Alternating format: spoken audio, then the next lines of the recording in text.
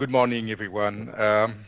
It is really an honor and immense pleasure to participate to this Dubai Expo, although we are very much sad not to be physically present with you.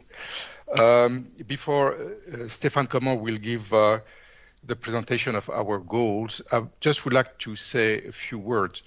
So we are a French institute which is dedicated to fight cardiovascular and metabolic disease, diabetes, obesity, cardiac heart failure, hypertension, which are in France, in Europe, but also in the Emirates, a major health problem.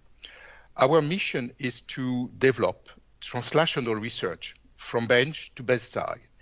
And today, what we believe is that we need to change the scale of research by integrating more and more data coming from patient cohort, by developing new algorithms using artificial intelligence to develop new tools for a personalized medicine.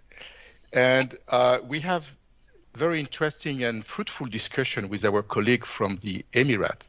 And we know that we share all this view that we need to work all together to really develop this new research and this new program for personalized medicine against cardiovascular disease. So Stéphane Comment will develop more in details what we are doing and how we view this potential collaboration with our colleague from the Emirates. Stéphane, if you want to take the lead. Yes, thank you, Stéphane. So, as you all know, cardiovascular diseases are the first cause of mortality and an aggravating factor for COVID-19 pandemic. Given the increasing prevalence of metabolic conditions such as diabetes, obesity, and liver disease, this situation will remain a public health challenge of world magnitude.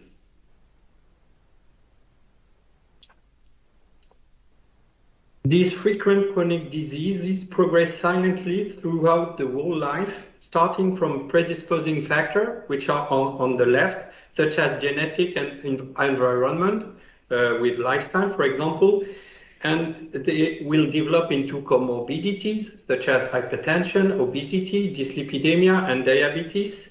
And at some point in life, it will induce an acute decompensation through events such as stroke, myocardial infarction, or aortic dissection that will require hospitalization. It is clear now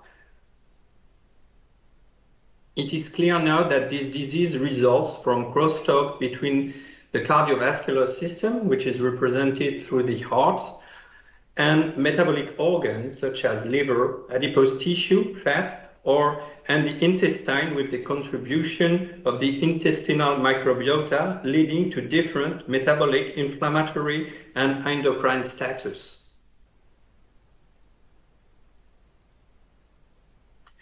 What I have just introduced is schematized in this slide, and we will see how can we move from risk stratification to personalized medicine. So on the left, you have the genetic determinants and exposure to environmental factor that will determine your cardiovascular and metabolic risk, ranging from no risk to extreme phenotype that you can find in some rare disease. Then you will have the development of different metabolic, inflammatory, and endocrine status on the organs such as the heart and the liver. That will lead into the building up of comorbidities. That will again lead to the remodeling, the pathological remodeling of organs such as liver and heart that will lead to atherosclerosis, cirrhosis, atrial fibrillation, or heart failure. When you go into the hospital, this is how you are usually end up with the risk stratification. So you have biochemistry, patient find, genomics, you have continuous monitoring, histology, multimodality imaging that will all end up for the care phenotyping. And this is all led up through the cardiovascular and metabolic risk factors. And what we are doing with research, we can deeply phenotype all these components, such as exposure to environmental factor can be tackled through the use of metabolomic, lipidomic, and metagenomic for microbiota. For the genetic determinants, we can go into genomics, epigenomics, transcriptomics to have more detail. And at the level of imaging and histology that are done in the hospital, you can go further deeper in image analysis through labelization and annotation. And if you combine this with digital twin, with data integration through deep learning, we will be able to individualize the risk prediction, for leading from risk stratification to personalized medicine in cardiometabolic diseases. Now we will see how we can bridge together basic and medical research to create an innovative healthcare industrial ecosystem through the use of university hospital institutes such as ICAN. So this is how healthcare innovation ecosystem is built up in France. So you have the academic scientific world with university and research institute. Then you have the health medical world with hospital and medical research. And on top of that, you have the economic industrial world. And they all do research in silos. And the University Hospital Institute have been created to bridge all these worlds together to be able to develop faster innovation from bench to bedside, as we call it. So in France, we have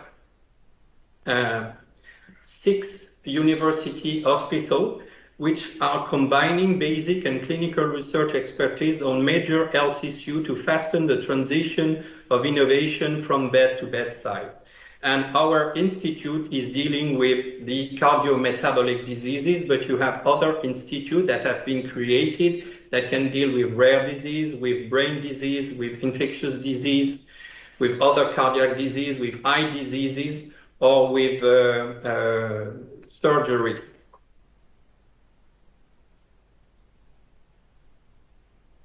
And our institute is a one-stop shop for healthcare-related industrial innovation that is built upon 4 pillars that I will detail in a minute. So we have a scientific community, we have technological platform, clinical cohorts, and a number of structuring projects that we are able to integrate with industrial partner and other academic collaboration to be able to break down barriers and to have scientific excellence, to implement those projects by project management, to tackle all legal and regulatory aspects and intellectual property and business development. We combine this with multi-omics and state-of-the-art imaging with the use of enhanced data management and data science.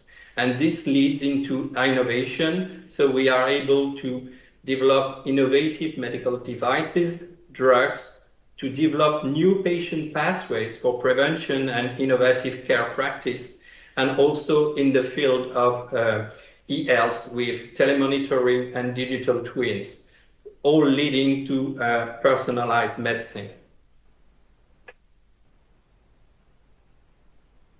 So our first pillar is a multidisciplinary basic research and medical community, which has a medical component with 11 medical specialty, with more than 100 medical doctors and 6 rare disease reference centers. And since the year 2012, cardiologists and endocrinologists work together under the umbrella of a single university hospital department. And we have a basic research component, which is on the downside of the slide, with 13 research teams and more than 200 researchers. Then our second pillar is state-of-the-art technological platform, and we have 8 technological platforms, including MRI imaging dedicated to research. And all our processes usually linked to multi-omics. So we have expertise in genomics, metabolomics, lipidomics. We have also expertise in the way to understand electric signals from the heart, from nutrition data. We also do preclinical disease modeling with organoid and stem cells, and we are all able to integrate this data using transfer learning and machine learning expertise that we have from Sorbonne University.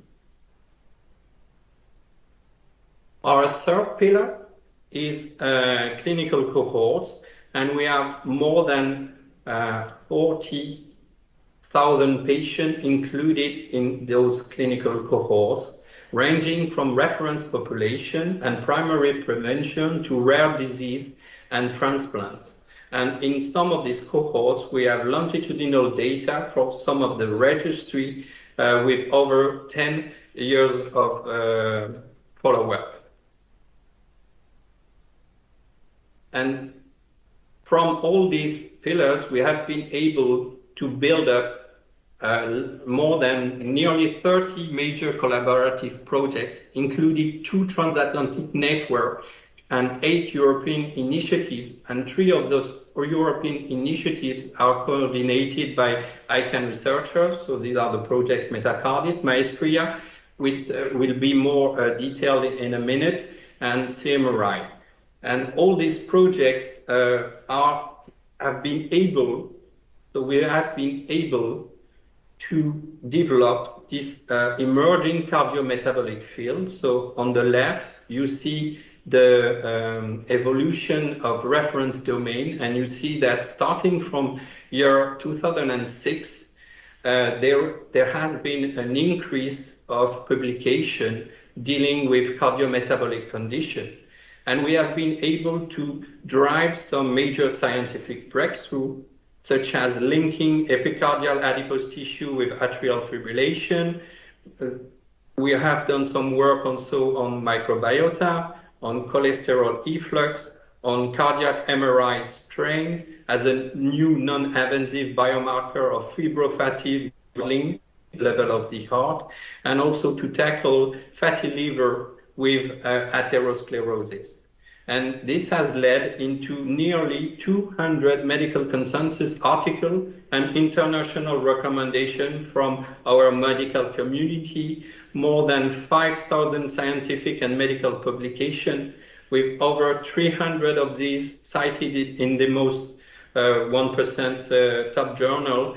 And we have been able to drive and to obtain nearly 40 million euros of competitive grant funding at the level of Europe and national France. And a second success is that it's fairly attractive for industrial partner. We have nearly 50% of our project and funding is directly linked to public-private partnerships, including in European competitive grant, such as Maestria. And we have a strong focus on the development of innovative biomarker, medical devices, and imaging.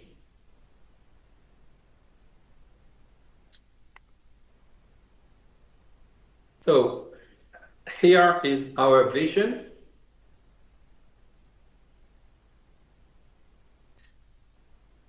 So our vision is about our medical and scientific challenges. So the first challenge is the generation, implementation, and use of research of health data to integrate all this heterogeneous data, mainly coming from multi-omic and imaging using artificial intelligence approach, leading to the identification of novel biomarker and new disease modeling approaches ranging from organoids to digital twin.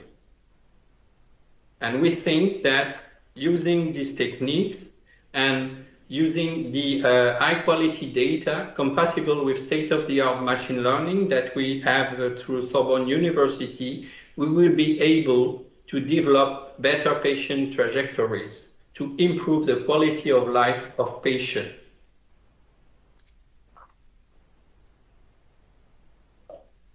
Our vision also is linked to medical care. So before, standard medical care was a really long process, in particular in cardiometabolic diseases, when you have to find a number of specialists, because people usually in cardiometabolic disease suffer from multiple morbidities, and they have to see different medical doctor specialists. And so between the first diagnostic and treatment, it usually took a long time, because you had to find rendezvous with the various specialists and to run a number of exams, wait for the result before you got the treatment. Now, today with IHU ICAN-based care, all these specialists are actually developed into a team, and so it runs really faster between the patient and treatment. But of course, all these specialists are only accessible to top university hospitals, and it requires cutting-edge technological access. And we think that tomorrow, with artificial intelligence-powered care, it will be implemented in standard hospital, and also will have cost saving while enhancing quality of care, using in silico virtual specialist decision making and transfer learning from cutting edge technology to standard care techniques. Of course, in order to realize this, we will have to deal with big health data, which is a major challenge to build tomorrow's health, because large patient health data sets have to be harmonized among physicians, hospitals, and countries. So we have to deal from clinical research trial, research cohorts, hospital registry, to the medical information system that you can find in various health data hubs. Another aspect is that multi-omic and multimodality biomedical imaging generate a massive heterogeneous data. If you take, for example, next generation sequencing, it can lead up to 40 billion short reads of a number of base using these genomic or metagenomic techniques. And for images, for example, if you take a heart multi-chamber view in MRI, it's 15 slices of 40 time lapses. And if you go deeper into the analysis of hemodynamics to MRI 4D flux, you will end up with analyzing more than 1,000 high-resolution images. And of course, you need to get access to longitudinal data in order to build up this predictive model.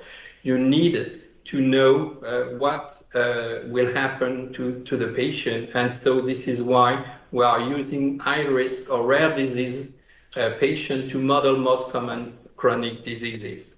And the challenge of big health data is to be able to structure the data, label it, annotate it, store it, and make it accessible in accordance with the regulation in place.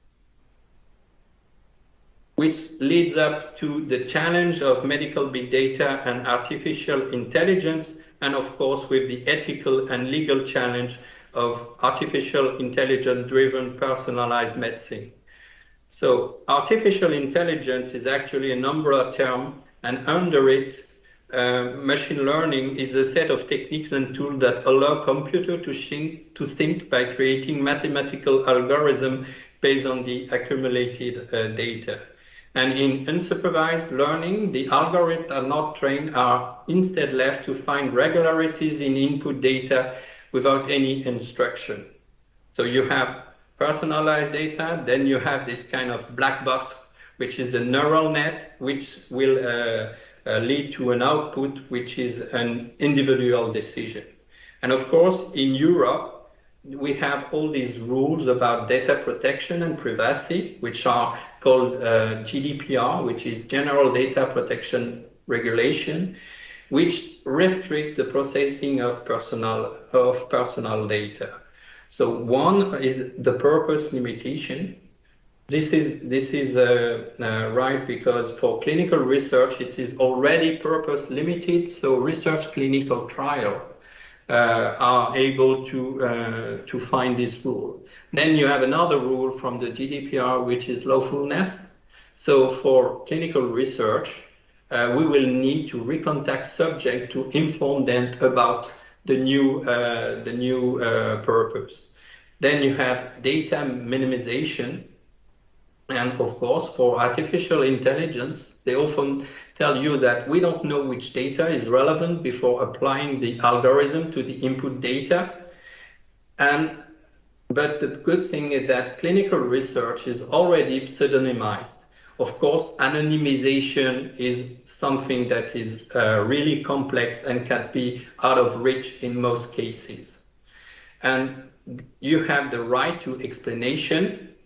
So AI is actually black box, and so we will need to drive this from clinical research, which is evidence-based. And of course, you have all this data protection, impact assessment, and record of processing activity that needs to be documented.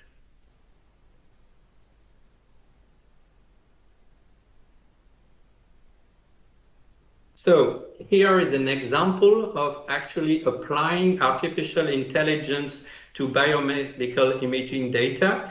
And so it's a long data preparation process. So you have a clinical question. So you will need to identify the relevant data and the relevant patient. Then you will need to recover, clean and enrich the data. And of course, you will need to extract the imaging files, which is actually in the DICOM format, from a PACS system, which is picture archiving and communication system. You will need then to associate the clinical data from their information silos, whether it's in CRF for clinical trials, or whether it's in medical reports if you go from hospital. Then you will need to minimize, pseudonymize, or even anonymize all the data. So for the imaging file, you will have to do a de-identification process, because usually on the image or in the header of the file, you can find the name or a number of the patient label. And then you will have to do all the image post-processing to annotate, segment, and measure. And of course, this requires expert labeling through the use of a medical doctor or radiologists in order to be able to exploit and train the data using deep learning models that will lead to the algorithm. So you have to combine a medical with a research environment, and to combine all these data preparation that are usually done by data providers such as hospitals, with the data mining and the data user that comes from the artificial intelligence world, usually coming from universities. Now I will just briefly detail a selection of our major achievements. And the first one is about cardiometabolic imaging. So we have built a structural and functional multimodality imaging combining MRI, ultrasound, and scanner CT imaging. So with this, we are able to do anatomic strain, flux hemodynamic, and functional coupling, in particular using MRI and ultrasound. And we use also transfer learning techniques to be able to implement more detailed information in ultrasound coming from MRI, and for CTs and scanners, it's only to deal with anatomy, histology, such as, for example, fibrosis. So we have been able to build an excellence cluster in hemodynamic imaging of the heart and the aorta, breaking down barriers between medical discipline, engineering, data science, and artificial intelligence. And we have obtained a number of projects, and which I will come into more detail in a minute. For example, we are developing a population imaging atlas. So in the hospital, you have a number of patients, and you can actually develop non-invasive innovating biomarker, which are summarized below, but you actually don't know whether the utility of this biomarker, because you are only addressing patient population. And so you will need to have a liver and heart imaging referent atlas with a normal subject coming from the general population to be able to test the sensibility and specificity of these various novel imaging biomarkers.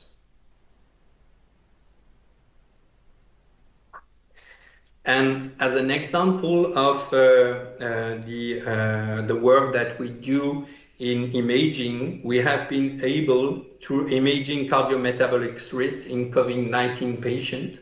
So based on the fat and inflammation surrounding the heart, we have been able to develop an algorithm in order to predict whether a patient suffering from COVID-19 will end up in ICU units. And this work has been published. If we now shift to atrial fibrillation, and we have done over 20 years of collaborative research to be able to identify the physiopathological mechanisms, and we are now really ended up with precision medicine that is built upon clinical imaging and artificial intelligence. And for that, we have this European project that is led by Professor Stefan Attem, which is called Maestria, which is actually the building of a platform, a diagnostic platform for atrial fibrillation and stroke, to be able, which is driven by artificial intelligence, using standard care measurements such as ECGs, so electric signal imaging, using, for example, echography or scanner, and biological sample using standard biochemistry in order to develop novel algorithms that will enable precision medicine in this disease. So we are really going from theory to actual practice.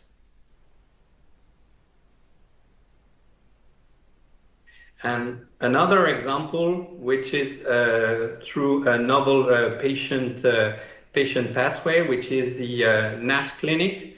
So Nash stands for non-alcoholic steatohepatitis, hepatitis, which is a liver disease, and linking care and research for the benefit of patients. So in this clinic, patients are willing to participate in research, will benefit from the additional clinical exploration and access to the most promising drug in development. And the drug will be chosen based on the patient profile. And of course, for the clinician and researcher, they will benefit from state-of-the-art clinical cohorts with imaging data and bioresources that can be used for multi-omics to better characterize, for example, metabolic liver cancers.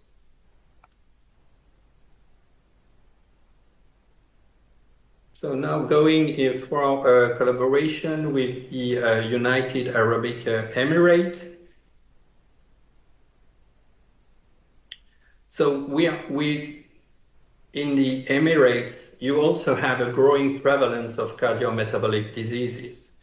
Your health policy and organization have emphasized the need for innovative means to tackle this disease, and you are strongly fostering translational patient approach and the use of highest technologies, including artificial intelligence.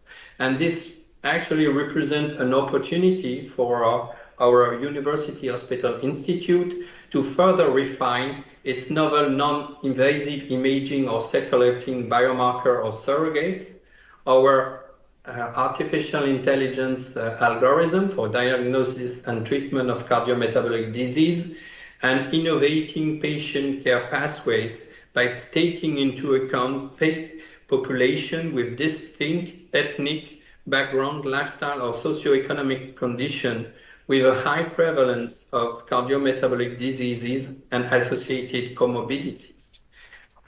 And we have selected three projects that we think could be developed in the United Arab Emirates. So we think that it's time for development of clinical cohort, and we really think that the liver and heart imaging reference atlas could be a way forward, because the key benefits and feature of this project, it's a half-a-day clinical exploration, which lead to a full cardiometabolic checkup for participants, so they will benefit from this.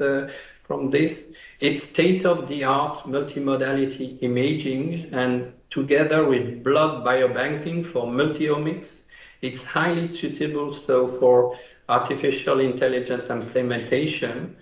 A pilot study is actually accessible to a unique center, so you just need around 2,000 participants, and it's easily scalable to multi-site, and it's a starting point for longitudinal follow-up. Another thing that could also be developed is to develop projects such as Maestria, so this diagnostic digital platform, which is a multidisciplinary project bringing together basic science, engineers, data scientists, and medical doctors, driving a whole ecosystem of industrial partners. So in the Maestria consortium, we have 6 or 7 small and medical entities and a huge medical imaging partner, which is Siemens. We can build up a prospective cohort using standard care data, so you don't need access to latest technologies. So by just using standard hospital data with ECG, ultrasound, and blood biochemistry, you can be able to expand the algorithm to the best interest of the Emirati population. And of course, we think that it's time for bridging universities and hospitals in the Emirates to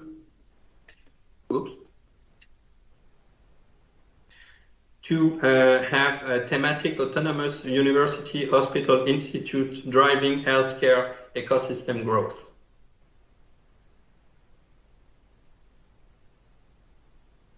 So ICAN could provide support to Emirati organizations willing to adapt this model to their specific needs. So it's a manageable size. You don't need many people for operation. You just need a small starting community of about less than 100 scientists and medical doctors. It can be a wall-less institute. It's a reasonable investment driving science and medical education with a return on investment through the establishments of international partnerships and attraction of industrial partners. And in conclusion, we think that the take-home message is bringing together scientific and medical research through decompartmentalization fosters healthcare innovation to patient and drive the growth of an healthcare industrial ecosystem. So by implementation of state-of-the-art 21st century innovative project requires dedicated multidisciplinary teams for project management, legal, regulatory, and tech transfer for this collaborative research and valorization. It's easy to expand care data to clinical research cohort, allowing for in-depth phenotyping through multi-omic and multimodality imaging, and this is key for data science and artificial intelligence. And this can all be achieved by creating thematic university hospital institutes such as ICAN. So, yes, and this is just a small number of our teams, of our medical and researchers. And I would like to thank French Healthcare for giving us the opportunity to present our institution and work.